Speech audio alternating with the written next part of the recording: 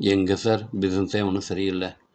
வாழ்வாதாரத்துக்கு மிகவும் கஷ்டமாக இருக்குங்க அப்படின்னு சொல்லுகிற மனிதர்களில் கொஞ்சம் கொஞ்சம் நானும் ஒருவன்.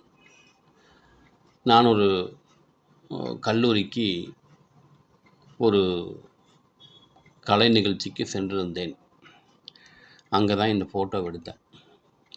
இந்த அருமையான பசங்க கடவுளின் பிள்ளைகள் என்று சொல்லலாம். ரொம்ப உங்களுக்கு தெரியும்னா மூளை வளர்ச்சி குறைவானவர்கள். இவர்களும் இந்த உலகத்திலே உள்ளார்கள் என்பதை நான் அப்போது அங்கங்கே போகும்போது தெரிஞ்சு கொள்வேன். ஆனால் இங்கே என் வாழ்க்கையை நான் கற்றுக்கொண்டேன். அன்பானவர்களே, இந்த அருமையான காலை வேளையில் நாம் சிந்திக்க வேண்டும். இந்த உலகத்தில் எனக்கு தான் பிரச்சனை அதிகம், எனக்கு தான் கஷ்டம், எனக்கு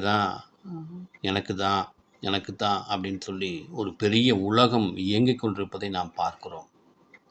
ஆனால் இப்படிப்பட்ட மனிதர்களை நீங்கள் சிந்தித்து பாருங்கள்.